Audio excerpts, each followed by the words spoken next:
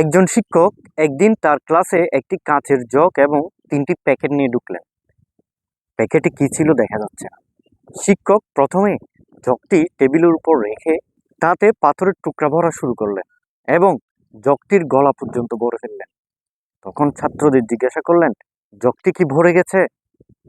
সবাই একত্রে উত্তর দিল, জি স্যার, ভরে গেছে। তখন শিক্ষক বললেন, অপেক্ষা করো।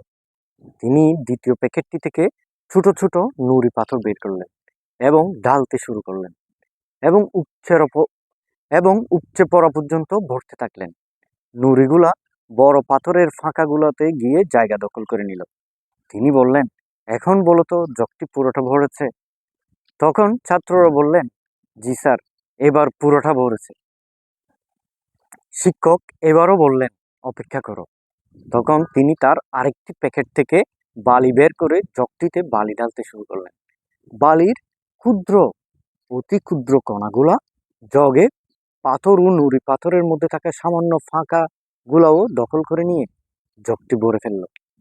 এবার শিক্ষক নিজেই বললেন, এবার জগটি সম্পূর্ণ ভরেছে। এই জগ এবার শিক্ষক বললেন, এই জগটি হচ্ছে আমাদের জীবনের মতো।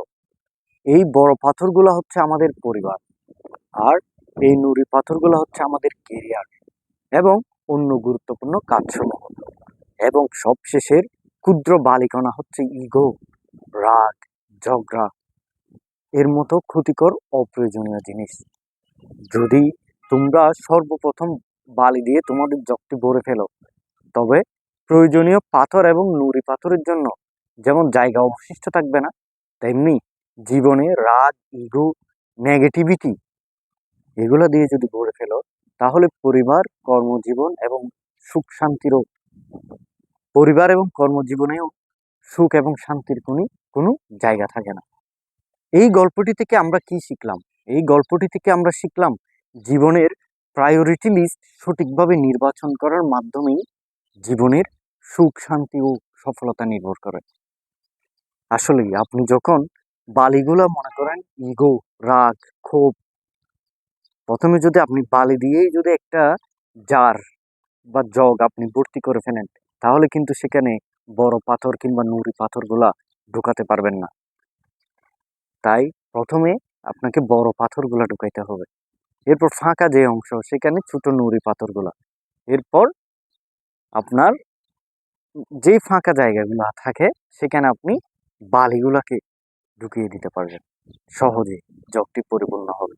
তাই প্রথমেই যদি আপনি নেগেটিভিটি, রাগ, ক্ষোভ, ইগো এগুলাকে গুরুত্ব দিয়ে ফেলেন, তাহলে কিন্তু জীবনে আপনি সুখ এবং শান্তির দেখা কখনোই পাবেন না। এই গল্পটি থেকে এই জিনিসটাই আসলে কি তুলে ধরা হয়েছে। তো সবাইকে অসংখ্য অসংখ্য ধন্যবাদ। ভালো থাকবেন সবাই। আসসালামু আলাইকুম।